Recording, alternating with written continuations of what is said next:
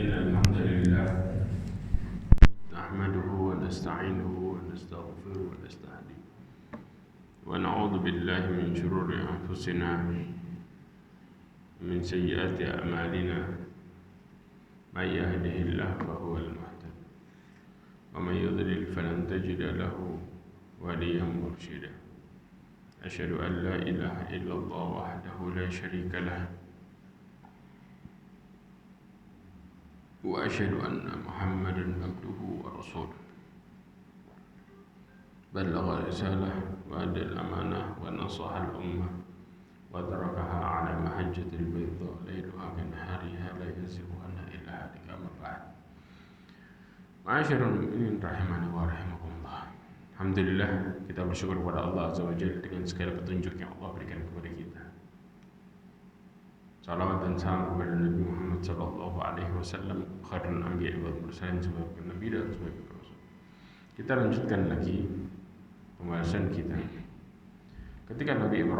Ketika Nabi Yusuf ingin memberitahukan kepada dua orang tentang mimpinya, maka kemudian Nabi Yusuf mengingatkan mereka tentang apa? Tentang makanan yang akan diberikan kepada mereka. Disebutkan di dalam tafsir Ibnu Katsir, disebutkan oleh Imam Ibn Abi Hatim, waktu itu Nabi Yusuf menebak makanannya. Apakah di makanan yang manis itu atau rasanya pahit? Ya, ini kemudian dilakukan Nabi Yusuf supaya apa? Meyakinkan kedua ini tentang masalah ta'wilnya tersebut. Ya, kemudian juga Nabi Yusuf sebelum memberitahukan, maka Nabi Yusuf mendakwahi mereka dengan dakwah tauhid. Kenapa? Karena dikatakan ya sahibai sijni arbabum mutafarriquna khairun amillahul wahidul qahar.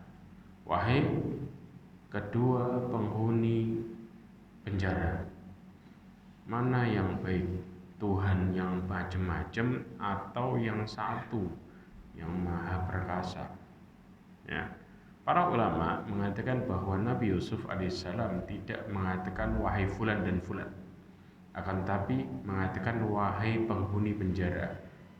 Kenapa? Ini merupakan hal yang baik, karena pada saat itu Nabi Yusuf sedang di penjara juga. Beliau menyebutkan perkara yang mereka sama-sama mengalaminya.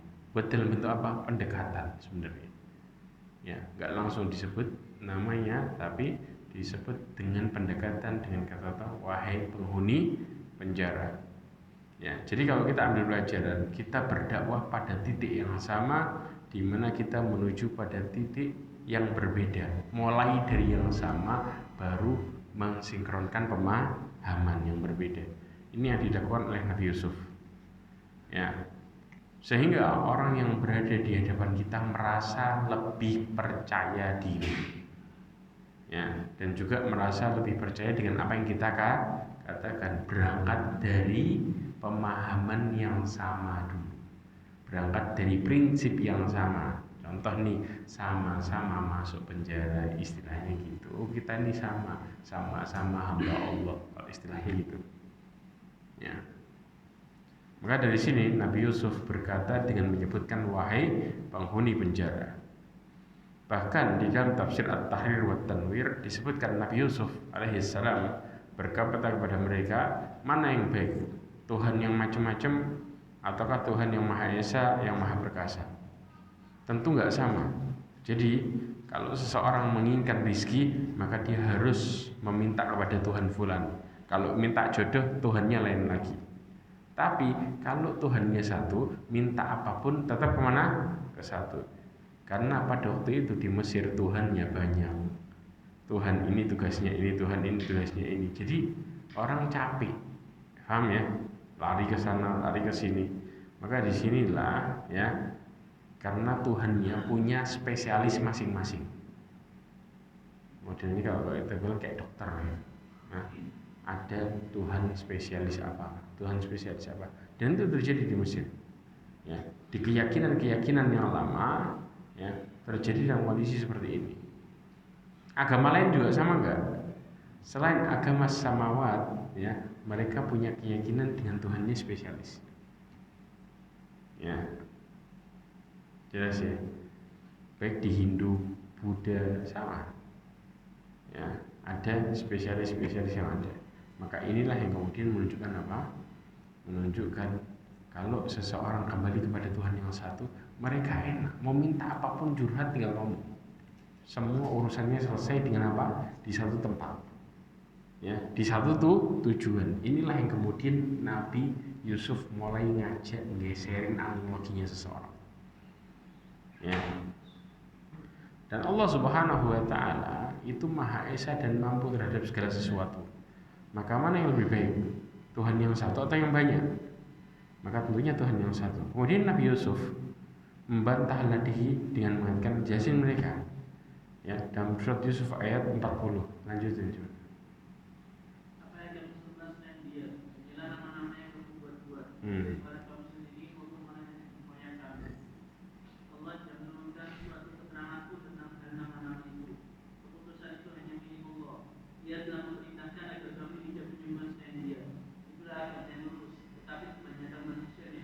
Nah, Allah mengatakan ma ta'buduna min dunihi illa asma'an sammaitumuha antum wa abakum.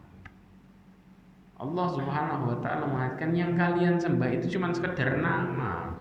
Yang namanya kalian sendiri yang ngasih nama. Ya, makanya subhanallah ya ikhwan. Kalau kemudian seseorang menyembah dalam kondisi yang berbeda, Tuhan yang macam-macam, pasti ceritanya nah. Ceritanya bukan cerita satu versi, betul enggak? Yang versi ini cerita gini, yang versi ini cerita gini. Kenapa? Karena mereka main perkiraan dan tebak-tebakan. Beda dengan Islam, ketika Allah jaga, maka semua dengan satu versi kisah dan tidak keluar dari itu. Ini agama yang lurus yang seperti ini ya. Karena hukumnya dari mana? Satu sumber. Allah mengatakan ma anzalallahu biha min sultan innal hukmu illa lillah. Karena hukum itu milik Allah semata. Ya, dan Allah SWT tidak menurunkan apa? Keterangan tentang nama-nama itu sama sekali. Amara alla ta'budu illa iyyah. Diperintahkan buat apa?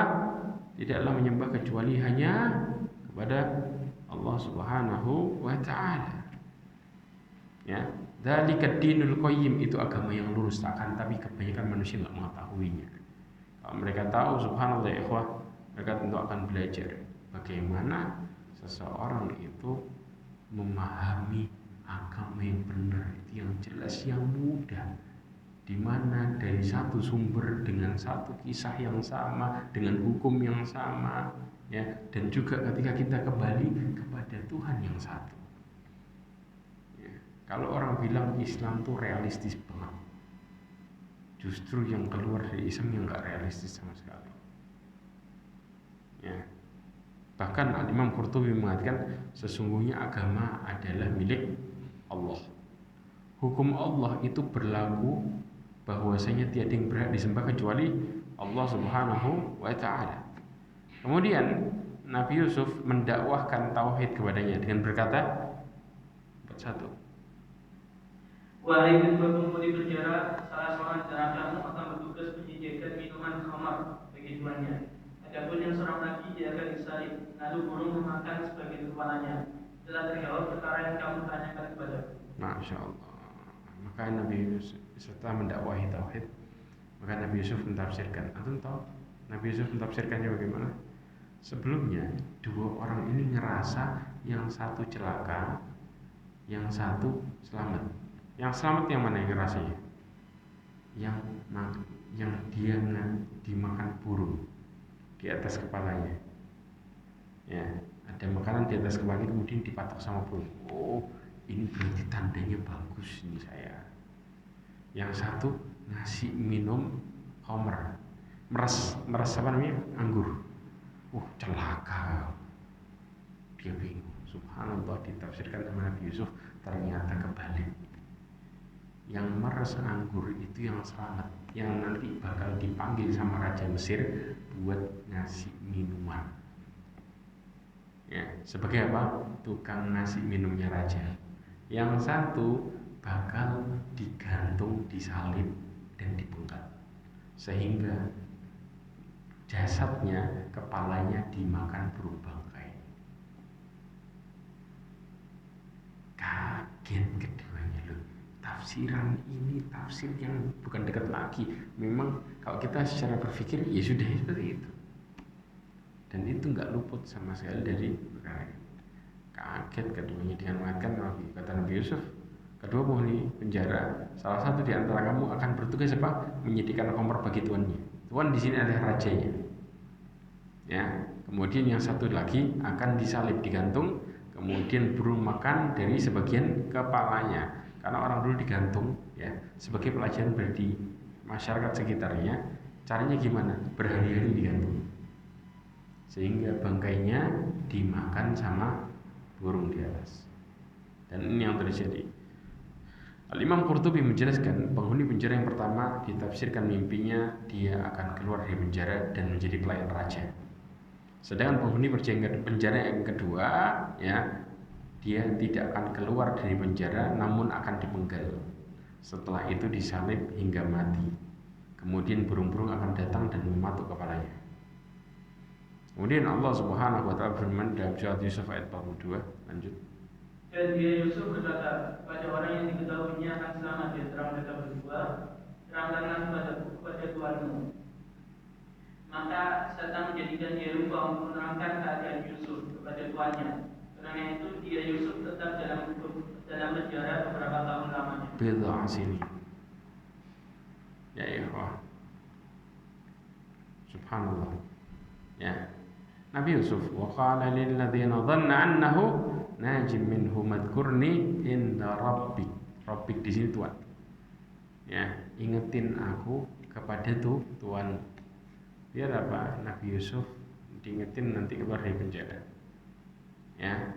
Kemudian akhirnya syaitan membuat orang ini lupa buat ngomong ke tuannya. Kalau apa?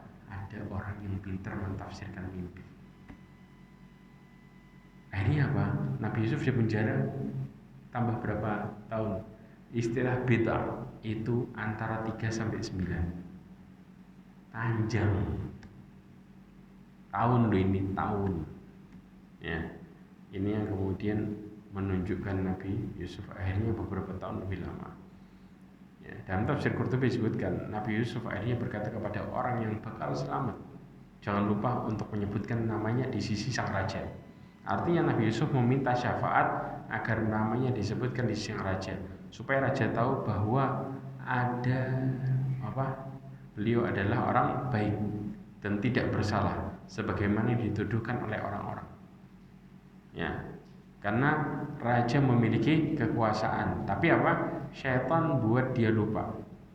Ya, Al-Imam Qurtubi mengatakan penafsiran ayat ini ada dua pendapat para ulama. Pendapat yang pertama mengatakan bahwa setan membuat orang itu lupa.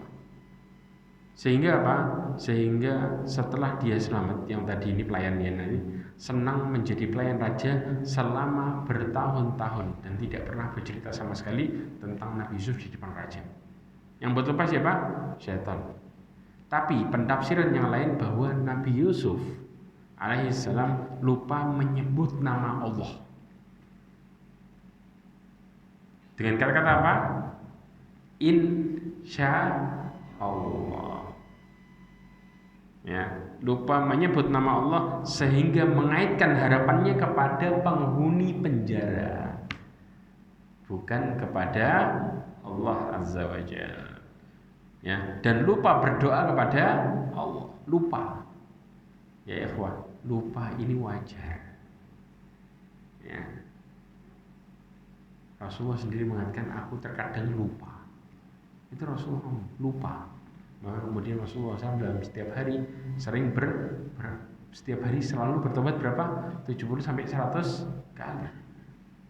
Karena terkadang aku lupa. Manusiawi. Ya.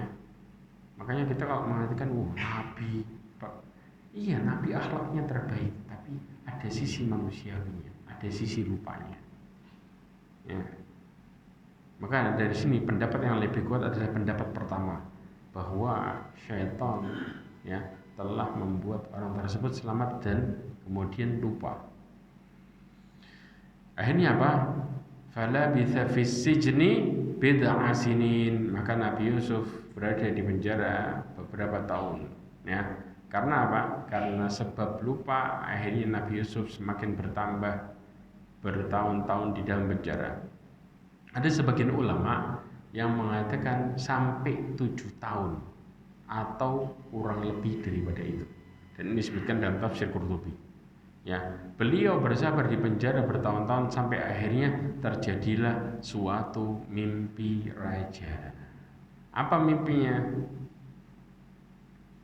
Dan raja berkata kepada para pemuka kaumnya, sungguhnya aku bermimpi melihat 7 ekor sapi betina yang gemuk dimakan oleh 7 ekor sapi betina yang kurus, 7 tangkai gandum yang hijau dan 7 tangkai lainnya yang kering. Wahai orang yang terkemuka, terangkanlah kepadaku tentang takwil mimpiku. Itu jika kamu dapat menakwilkan mimpiku. Ya, Masya Allah. وقال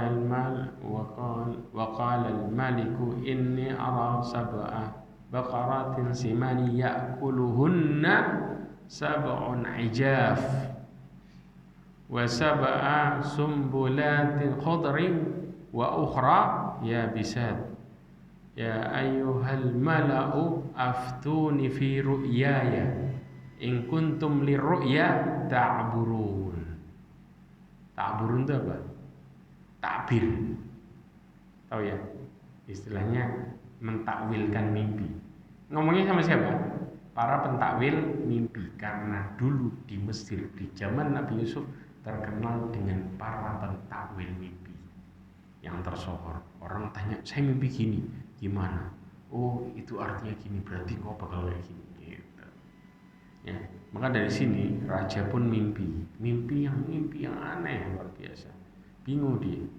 Aku melihat bermimpi 7 ekor sapi betina yang gemuk dimakan sama 7 ekor sapi betina yang kurus, dimakan loh.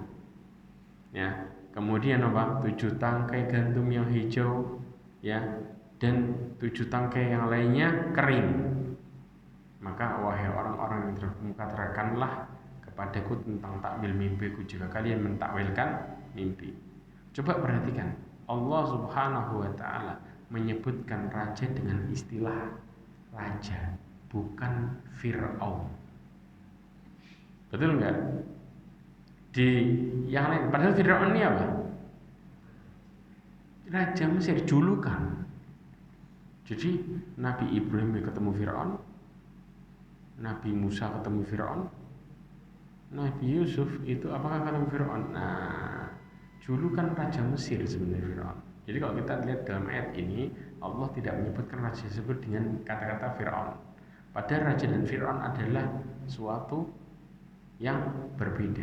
Seluruh raja yang hidup di Mesir dari suku Kipti, kalau kita bilang, atau istilah Aqbat, ya, yang memiliki gelar Fir'aun. Atau sama halnya kalau kita negara republik, yang mana pemimpinnya disebut dengan apa? Presiden. Ya, itu julukan. Maka semua pemimpin Mesir yang berada dari suku Aqbat maka dinamakan Fir'aun. Sampai sekarang kalau orang lahir dari keturunan Fir'aun, ya, mereka masih menjadi orang yang terpandang sampai sekarang di Mesir. Makanya orang Mesir itu kalau dikasih tahu tentang Fir'aun gitu, mereka kayak bangga. Karena memang julukan sebenarnya, ya. Bahkan ya, kita kalau melihat ada tertulis nih, orang-orang Mesir kalau praktek dokter siapa Fir'aun. Ya. Karena dia menunjukkan bahwa dia masih punya keturunan darah biru, darah kerajaan. Fir'aun itu julukan ningratnya. Julukan itu kalau kita kayaknya pembangkang, enggak juga. Julukan darah birunya apa? Fir'aun. Ya.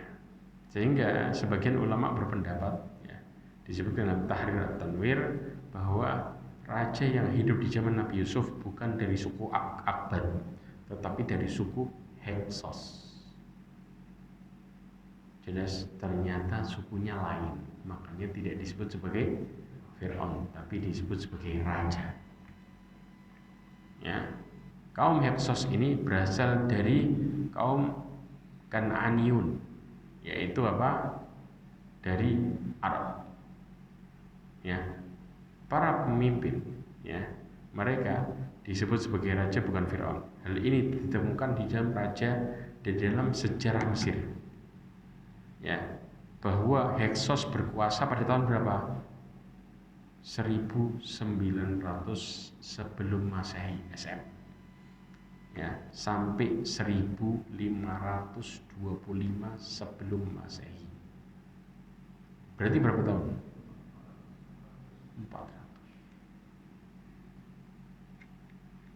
Ya, itu mereka sempat berkuasa. Setelah itu baru diganti dengan suku siapa? Suku Akbar, yang diantaranya ada pada zaman Nabi Musa. Mereka mengatakan bahwa hadirnya suku Hyksos ini menunjukkan ketelitian Allah Subhanahu wa taala tatkala menyebutkan sebuah cerita. Jadi ternyata kondisinya beda. Oh, enggak disebut Firaun, karena bukan semua raja Mesir Firaun. Jadi kalau dulunya disebut suku apa? Hyksos. Tapi kalau kemudian suku Akbar baru punya julukan Firaun. Wallahu a'lam shawab. Ini yang ada di dalam tafsir At-Tahrir wa Tanwir. Nah, telah ditemukan sejarah Mesir, ya, yang dulu, yang lama, ya, suku Akbar datang telah ada sebelumnya suku Hyksos. Inilah yang kemudian Allah menyebutkan di dalam Al-Quran, wa qala al-maliku, dan raja berkata. Ini yang dimaksud, ya. Jadi ketika itu raja itu bermimpi melihat 7 sapi gemuk dimakan sama 7 sapi kurus. Ya. Tidak selalu yang gemuk itu harus menang. Ini tunjukkan. Terkadang yang kurus pun bisa menang. Ya, ini merupakan mimpi yang aneh. Lah kok bisa? Biasanya yang menang siapa? Yang gemuk. Maka rajanya penasaran tuh kok bisa. Ya. Karena seharusnya, ya, sapi yang kurus ini ditindas oleh sapi yang gemuk. Ini analogi seorang kan, yang gemuk itu selalu menang sudah. Kenapa? Dari body aja udah menang. Ya. Dari segi gizi menang mana? Gemuk apa kurus? Gemuk. Wah, gizinya mencukupi. Betul kan? Nah, akhirnya apa? Tapi sapi kurus itu justru yang makan sapi gemuk.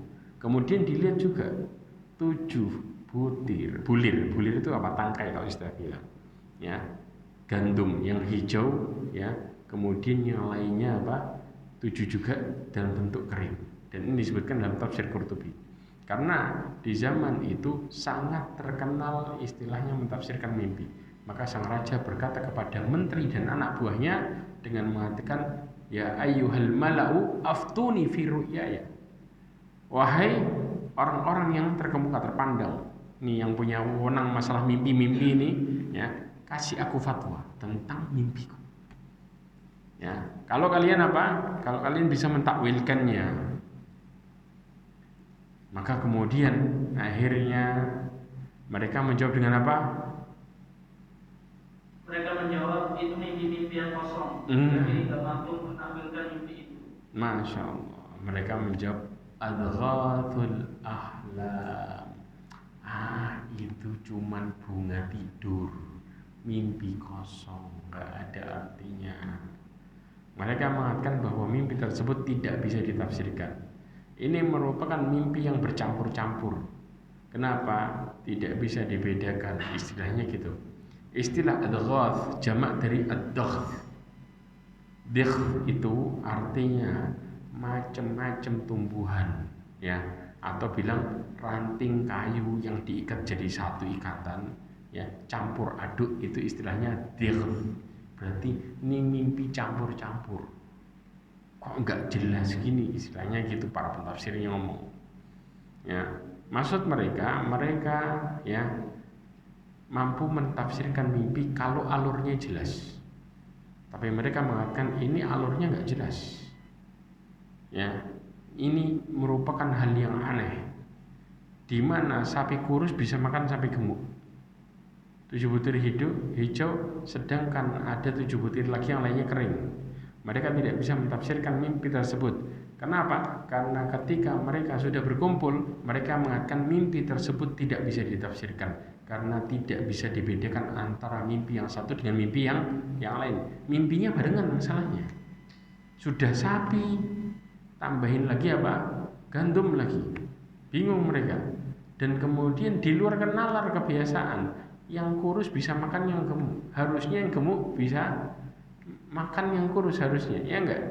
Karena gemuk yang berkuasa. Dan ini disebutkan dalam tafsir Qurtubi. Ya, sehingga mereka mengatakan dan kami tidak mampu menakwilkan mimpi itu. Wa ma nahnu bita'wil ahlami bi'alimin. Nah, dari sinilah menunjukkan bahwa yang mereka ketika terlalu percaya diri seharusnya mereka berkata kami tidak mampu mentafsirkan. Akan tapi mereka tidak mengakui kebodohan mereka. Tapi justru nekat mengatakan apa? Bahwa mimpi raja adalah mimpi kosong. Rajanya tambah jengkel. Tinggal ngomong nggak bisa selesai bukan? Selesai. Makanya ya ikhwah, kalau kita ini pelajaran besar, ya. Kita kalau nggak tahu begitu ngomong saya nggak tahu itu lebih nyelamatin daripada main tebak-tebakan apalagi urusan agama. Kenapa? Karena efeknya panjang, betul nggak? Antum dikejar, tambah keluar fatwa lagi, tambah dosanya banyak lagi. Dikejar lagi, tambah keluar lagi aneh lagi, ya. Makanya kalau sesuatu, ya, ketika orang nggak paham, dia berusaha malah mengada-ngada, ya, sesuatu yang diberikan bukan pada ahlinya, atabil ajaib, datanglah dengan keajaiban-keajaiban. Muncul kata-kata di mana mereka mulai ngeles. Ya. Makanya Allah Subhanahu wa taala kemudian berfirman lagi surat ayat 45. Dan berkatalah orang yang selamat di antara mereka berdua dan teringat kepada Yusuf setelah beberapa waktu lamanya. Aku akan memberitahukan kepadamu tentang orang yang pandai menakwilkan mimpi itu. Maka utuslah aku kepadanya. Masya Allah. Akhirnya apa? Akhirnya ingat nih. Yang ingetin siapa? Yang ngasih minum raja. Ingat, Allah yang ingetin. Allah sudah persiapin skenario. Nabi Yusuf akan keluar dengan seseorang yang sangat dibutuhkan. Kalau cuma sekedar diingetin tok, keluarnya apa? Bukan sebagai orang yang terhormat, biasa aja. Betul nggak? Tapi saat itu Allah kepingin mengangkat Nabi di momen yang sangat tepat. Urusannya langsung mimpinya raja. Dan juga ada di momen yang dimana akan dipatahkan semua yang dilakukan oleh para ahli tafsir mimpi. Ya, inilah bagaimana Allah Subhanahu wa taala memberikan sebuah skenario yang indah. Kita kalau dikasih sama Allah tepat waktu, maka semuanya menjadi luar biasa. Di mana satu sisi kita menikmati apa yang Allah kasih, di sisi lain kita bisa mendekatkan diri kepada Allah, di sisi lain kita bersyukur. Bayangin tentu. Makanya sadarilah takdir Allah itu yang terbaik. Dan Allah kalau sudah mentakdirkan, Allah nggak bakal ngasih satu kebaikan, tapi banyak kebaikan di balik takdirnya. Oh jelas, ini kondisinya. Makanya bersabarlah, karena akan banyak keajaiban di balik takdir Allah Subhanahu wa taala. Dari sini ya ikhwah. Ya, akhirnya begitu dia ingin mengungkapkannya, makna istilah ummah adalah waktu yang sangat panjang. Ternyata pelayannya raja yang dahulu adalah orang yang selamat dari penjara baru ingat tentang Nabi Yusuf setelah waktu yang sangat panjang dan bertahun-tahun lamanya. Dan ini disebutkan dalam tafsir Qurtubi. Kemudian pelayan tersebut meyakinkan kepada raja bahwa dia mengenal seorang yang di penjara yang mampu mentafsirkan mimpi. Ini merupakan hikmah dari Allah. Seandainya pelayan tersebut menyebutkan nama Nabi Yusuf di sisi sang raja, bahwa di penjara ada orang yang saleh bernama Nabi Yusuf, dia tertuduh dengan berbagai macam, maka raja akan memerintahkan untuk mengeluarkan dari penjara. Lalu Nabi Yusuf akan keluar dari penjara dan pulang bertemu dengan keluarganya. Namun ceritanya berakhir kan? Betul nggak?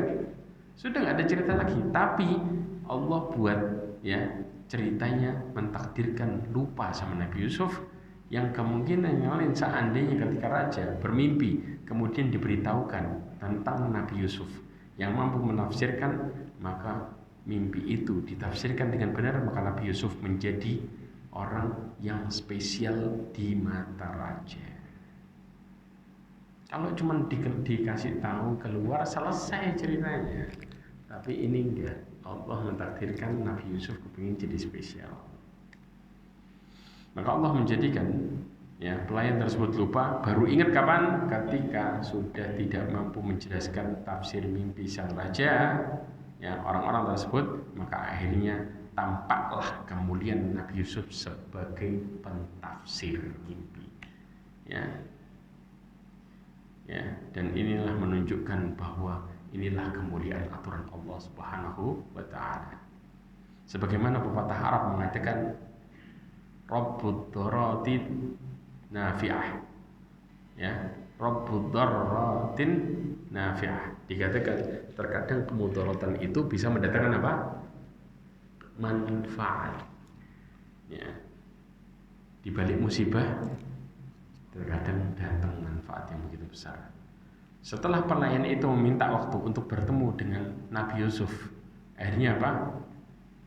Maka kemudian dia mengatakan fa'arsilun, maka utuslah aku kepadanya.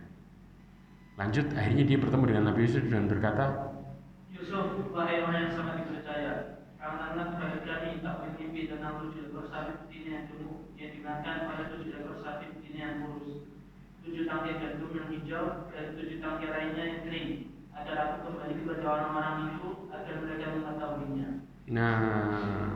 Maka kemudian Allah itu mengatakan, wahai Yusuf, ayyuhas siddiqu aftina. Ayyuhas siddiq adalah orang yang sangat terpercaya. Karena Nabi Yusuf itu di penjara luar biasa. Antum bisa bayangin tafsir sebelumnya kita bahas ketika Nabi Yusuf di dalam, orang yang di penjara keluar nggak mau keluar, mereka pengen balik lagi di penjara karena di penjara lebih bahagia daripada di luar. Setelah apa? Nabi Yusuf masuk dan menimbulkan suasana yang luar biasa. Mereka lebih senang di dalam penjara, membahagiakan, di luar gak bahagia.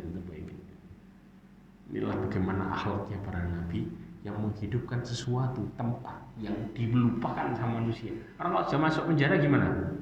Kayak orang gak ada, betul gak? Sudah selesai, lupa, di skip kan. Tapi Nabi Yusuf dengan akhlaknya menjadikan penjara adalah tempat yang paling indah daripada di luar penjara. Makanya kemudian disebut dengan apa? As-Siddiq, orang yang terpercaya. Karena Nabi Yusuf adalah penasihat bagi orang-orang penjara. Di dalamnya mereka merasakan bagaimana kehangatan hidup bersama Nabi Yusuf. Maka kemudian diminta tafsirnya tentang 7 ekor sapi kurus yang makan 7 ekor sapi, kemudian ada 7 tangkai yang hijau dan juga ada 7 tangkai yang lain yang kering. Kemudian juga Nabi Yusuf akhirnya memberikan tafsiran. Lanjutin ayatnya. Dia Yusuf berkata, agar kamu bercocok tanam 7 tahun berturut-turut sebagaimana biasa. Kemudian akan kamu tuai, hendaklah kamu biarkan di tandanya, kecuali sedikit untuk kamu makan. Qala tazra'una sab'a sinina da'aban fama hasadtum fadaruhu fi sumbulihi illa qalilan mimma ta'kulun. Nabi Yusuf berkata, supaya kamu kemudian menanam 7 tahun berturut-turut, kemudian apa? Dan disimpan dengan tangkainya yang kau makan dari engkau tanam tadi sedikit aja. Sisanya nanti bakal apa? Menghadapi kondisi paceklik. Subhanallah ya ikhwah. Setelah mendengar berita dari pelayan itu, akhirnya Nabi Yusuf langsung mentafsirkan mimpi tersebut. Nabi Yusuf tidak hanya sekedar mentafsirkan, tapi juga memberikan solusi. Inilah baiknya Nabi Yusuf. Beliau juga merupakan pribadi yang mudah memaafkan. Ketika pelayan tersebut datang kepada Nabi Yusuf, beliau tidak menghardiknya atau menyinggungnya sama sekali. Inilah sifatnya Nabi Yusuf. Nggak dendam sama sekali. Bahkan apa? Padahal di penjara sampai berapa? 7 tahun. Ada yang mengatakan 7 tahun. Kemudian beliau mentafsirkan bahwa nanti ada musim subur 7 tahun, setelah itu datang musim kemarau 7 tahun berturut-turut. Para ulama mengatakan tafsiran tersebut karena sapi berkaitan dengan bercocok tanam. Bayangin ya, sapi itu dipakai buat apa? Bajak. Subhanallah, Allah kasih detail ini. Nah, maka sapi yang gemuk menggambarkan musim-musim yang subur, sedangkan sapi yang kurus menggambarkan musim-musim kemarau. Adapun sapi-sapi yang kurus makan sapi yang gemuk menunjukkan bahwa sapi yang gemuk datang lebih dulu. Ya, kemudian baru apa? Setelah itu muncul musim kemarau, ditunjukkan setelahnya dimakan sama sapi yang kurus. Jadi inilah tafsir yang sangat-sangat sempurna ya. Ya. Metode tafsir ini adalah akan datang musim subur, habis itu diikuti dengan musim kemarau selama 7 tahun. Anda bisa bayangin. Ya. Ada butiran gandum yang hijau dan butiran gandum yang kering. Dalam tafsir mereka disebutkan menunjuknya baru harus adanya hasil panen dalam bercocok tanam yang dimakan. Itu yang maksudnya, ya. Kemudian dan disimpan untuk persediaan kemarau. Makanya muncul dulu yang apa? Yang hijau. Kemudian baru yang kering. Yang hijau ini istilahnya apa? Nanti panen dimakan fresh, kemudian yang itu disimpan. Dan inilah dalam Islam, kita kalau nyimpan padi dengan gabahnya awet gak? Awet. Ya, tapi kalau padinya diseleb awet gak? Gak. Keluar apanya? Kutu. Ya, tapi kalau dengan gabahnya, ini ilmu mereka nggak tahu. Makanya Nabi Yusuf plus ngasih solusinya. Intinya Nabi Yusuf mentafsirkan dengan 7 musim subur, ya, datang setelahnya 7 musim kemarau. Ya, kemudian memberikan solusinya. Akhirnya kemudian Allah berfirman apa? Nabi Yusuf berkata apa? Kemudian setelah itu akan datang 7 tahun yang sangat sulit, yang menghabiskan apa yang kamu simpan untuk menghadapi tahun sulit, kecuali sedikit dari apa bibit gandum yang kamu simpan. Terus lanjut. Setelah itu akan datang tahun di mana manusia diberi ujian dengan cukup, dan pada masa itu mereka memeras anggur. Terus. Dan raja berkata, bawalah dia kepadaku. Ketika utusan itu datang kepadanya, dia Yusuf berkata, kembalilah kepada tuanmu dan tanyakan kepadanya bagaimana halnya perempuan-perempuan yang telah melukai tangannya. Berhenti. Ya, Nabi Yusuf alaihissalam mengajarkan, ya, dan menjelaskan tentang solusinya, yaitu caranya nanam gandum selama 7 tahun, ya. Karena apa?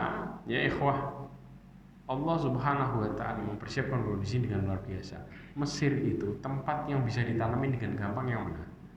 Pinggiran Nil. Betul enggak? Tapi di sini nanti Allah buat semua tanah Mesir bisa ditanami. Kenapa? Hujan 7 tahun yang membuat semua tanah jadi subur. Buat mempersiapkan ini. Ya, akhirnya benar. Ya, di posisi hujan 7 tahun ini akhirnya apa? Mereka menanam. Setelah menanam, makan yang cukup, sisanya disimpan beserta tangkainya supaya tidak diserang dengan ulat atau hama atau yang lainnya. Jadi kalau kondisinya masih gabah dengan tangkainya, maka masih lebih kuat untuk bisa bertahan bertahun-tahun. Ya, karena akan datang musim kemarau 7 tahun berikutnya yang akan menghabiskan seluruh hasil panen yang dikumpulkan sebagai bahan makanan, ya, sebagai simpanan istilahnya. Setelah itu akan datang hujan yang sangat lebat, ya, selama 1 tahun menghilangkan musim kemarau selama 7 tahun sebelumnya, sehingga orang-orang pada musim itu akan memeras anggur karena saking suburnya pada masa itu, subur buru-buru. Masya Allah ya ikhwan. Inilah yang terjadi. Ya, dalam tafsir Ibnu Katsir disebutkan masalah ini. Akhirnya raja mendengar tafsir mimpinya, akhirnya sambil mengatakan, ini tafsir yang luar biasa, detail lagi. Kata raja, nggak kayak yang tadi para penasehatnya yang mengatakan, wah bunga tidur ini, nggak jelas katanya. Akhirnya setelah itu raja menyuruh Nabi Yusuf untuk didatangkan. Coba surat Yusuf ayat 50, ulang yang tadi. Dan raja berkata, bawalah dia kepadaku. Ketika utusan itu datang kepadanya, dia Yusuf berkata, kembalilah kepada tuanmu, dan tanyakan kepadanya bagaimana halnya perempuan-perempuan yang telah melukai tangannya. Sungguh tuanku maha mengetahui budaya mereka. Masya Allah. Raja mau ngeluarin, tapi Nabi Yusuf nyuruh balik ke raja, kasih tahu gimana kabar itu perempuan yang melukai tangannya. Rajanya kaget-kaget dari situ. Ternyata ada fenomena viral bertahun-tahun disembunyiin. Siapa yang nyembunyiin? Yang bawahnya. Menteri-menterinya nyembunyiin. Kenapa? Karena berkaitan sama mereka semua. Ya, perempuan-perempuannya siapa? Ya sudah, keluarganya mereka. Yang dimana Nabi Yusuf dibuat bahan rayuan. Maka Nabi Yusuf pun ingin membersihkan kondisi dirinya. Ya, dari sini dalam tafsir Ibnu Katsir, Nabi Yusuf menjadikan hal ini sebagai kesempatan untuk berlepas diri dari tuduhan bahwa Nabi Yusuf yang rayu. Anda bisa bayangin nggak diputar balik sama mereka. Ya, akhirnya Nabi Yusuf dipenjara untuk memutihkan namanya Nabi Yusuf, lembaran-lembaran yang hitam yang dituduh kepada Nabi Yusuf. Kemudian akhirnya raja pun tanya, sehingga para wanita itu kaget-kaget, kebuka borok yang lama ditutup. Lanjut. Ya, raja berkata pada perempuan-perempuan itu, bagaimana keadaanmu jika kamu memakai Yusuf untuk mendudukan dirinya? Mereka berkata, maha sempurna Allah, kami tidak mengetahui suatu keburukan darinya. Istrinya Aziz berkata, sekarang jelaskan kebenaran itu, akulah yang menggoda dan meraihnya, dan sesungguhnya dia termasuk orang-orang yang buta. Terus Yusuf berkata, yang demikian itu agar dia Aziz mengetahui bahwa aku benar-benar tidak mengkhianatinya ketika dia hadir di rumah, dan bahwa Allah tidak meridhoi budaya orang-orang yang berkhianat. Subhanallah ya ikhwah. Inilah di mana akhirnya raja kumpulin tuh perempuan, ditanya kesaksiannya. Kenapa? Apakah orang ini berkata berbuat buruk? Kok masuk penjara istilahnya? Kami tidak mendapati dia orang yang buruk sedikit pun. Kaget tambahan raja. Lah kok dimasukin penjara? Maka kemudian Zulaiha ngomong, al-ana hasalah. Udah, keungkap sekarang. Kebenaran yang selama ini ditutupin, keungkap kebenaran, tampak sekarang. Tidak bisa ngomong Zulaiha. Kenapa? Saya yang merayu dia. Kebayang ya ikhwah. Akhirnya raja ngelihat Nabi Yusuf tambah terhormat. Orang yang mulia kayak gini di penjara karena sudah didolimi, di penjara lagi. Ya. Maka dari sini ayat ini menjelaskan bahwa sang raja memanggil para wanita tersebut, dan di antaranya ada Zulaiha, istri Al-Aziz, diistilahkan Al-Aziz, menterinya. Paham ya? Dia telah merayu Nabi Yusuf. Dia menyebutkan bahwa Nabi Yusuf adalah orang yang jujur. Ya, Zulaiha melakukan hal itu agar Al-Aziz tahu bahwa dia tidak mengkhianati. Padahal sebelumnya telah disebutkan bahwa tidak terjadi perzinaan sama sekali. Dia hanya sekedar merayu Nabi Yusuf. Ya, dan beliau pun tidak menuruti kemauannya. Nabi Yusuf enggak mau. Ya, dan Allah Subhanahu wa taala tidak memberikan petunjuk kepada orang-orang yang berkhianat. Ini disebutkan di dalam tafsir Ibnu Katsir. Subhanallah. Akhirnya maka Allah Subhanahu wa taala berfirman tentang bagaimana sifat manusia yang asli. Apa kata Allah? Dan aku tidak menyatakan diriku bebas dari kesalahan, karena sesungguhnya nafsu itu selalu mendorong kepada kejahatan, kecuali nafsu yang lebih rahmat pada Tuhanku.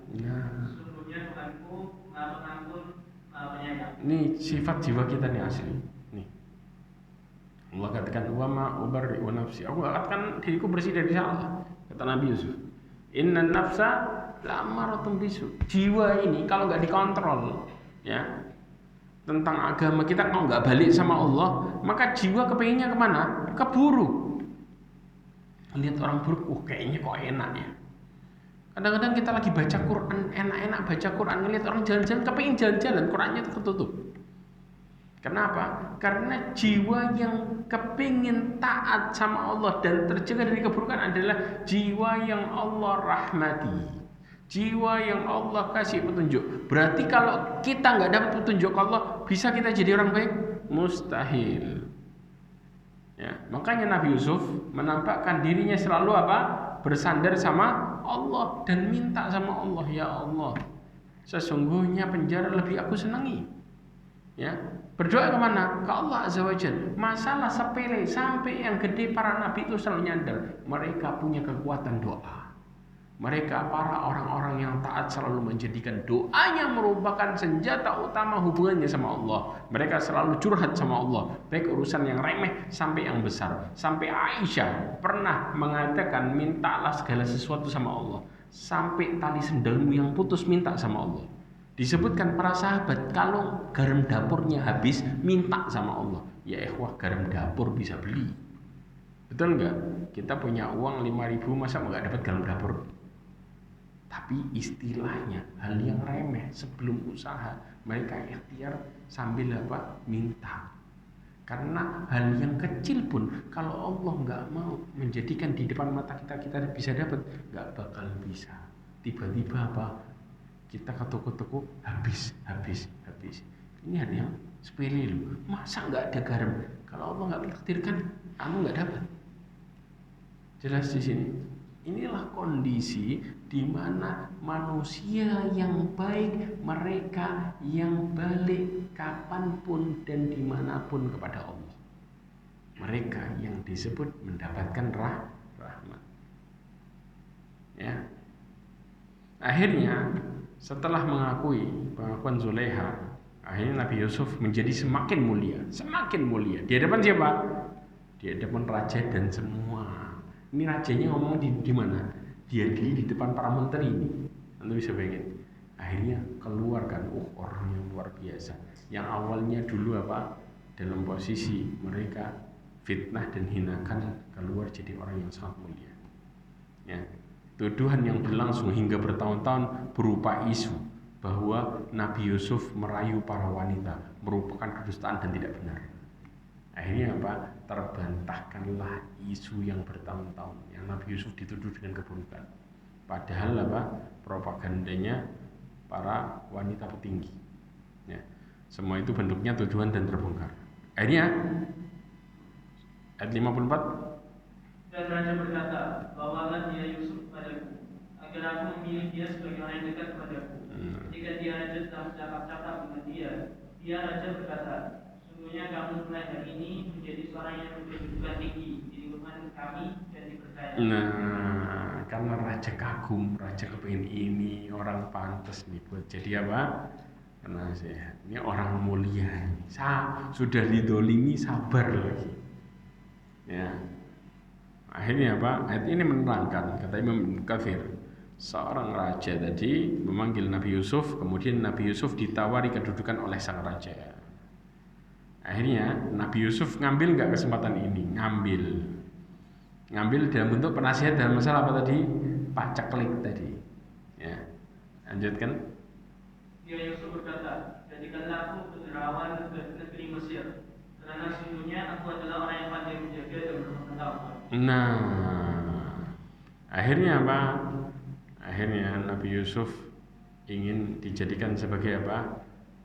Khazain, penjaga apa? Pengatur bendaharaan Mesir, yaitu dengan urusan tadi masalah cocok tanam dan lain sebagainya. Karena Nabi Yusuf benar-benar mengetahui dari Allah Azza wa Jalla solusinya. Ya. Dan di sini ya ikhwah, Nabi Yusuf diangkat menjadi menteri keuangan.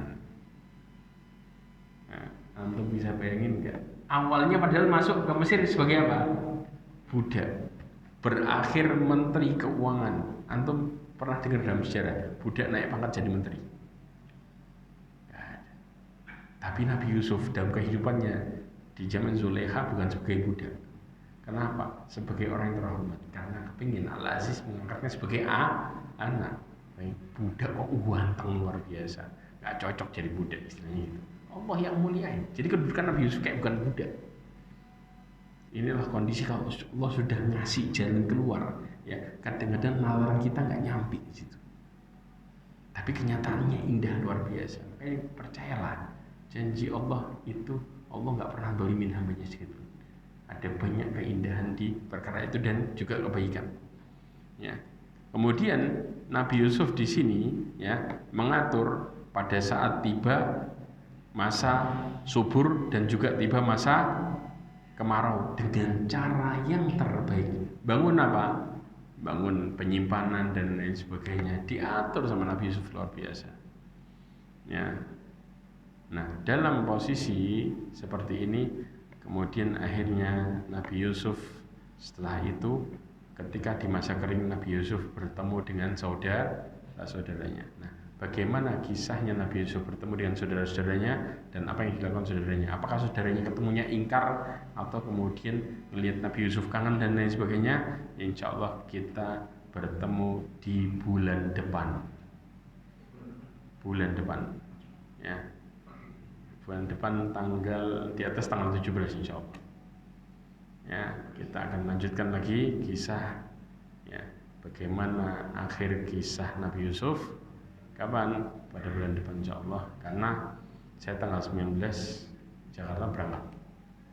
Jadi baru pulang lagi ke Indonesia tanggal 17 Juli sampai Indonesia 17 Juli sampai Jakarta.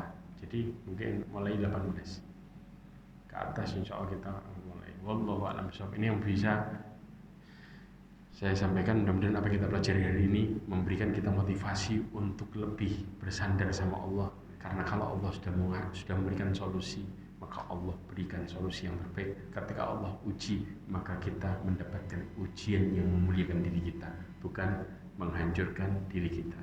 Karena ujian merupakan kemuliaan. Dan ketika Allah kasih jalan keluar, Allah kasih jalan keluar yang sangat sempurna dalam kehidupan ini. Wallahu a'lam bishawab. Mudah-mudahan apa yang kita pelajari menjadikan kita semakin bertakwa kepada Allah Azza wa Jalla. Mudah-mudahan Allah SWT menjadikan hamba-hambanya selalu menjadi hamba yang tawakal kepada Allah Subhanahu wa Ta'ala, dan mudah-mudahan Allah SWT jadikan kita dijauhkan dari kesyirikan dan juga kemaksiatan, dan mudah-mudahan Allah tutup hidup kita dan keluarga kita dengan husnul khatimah. Subhanakallahumma bihamdika asyhadu an la ilaha illa anta astaghfiruka wa atubu ilaik wa akhiru da'wana alhamdulillah. Assalamualaikum warahmatullahi wabarakatuh.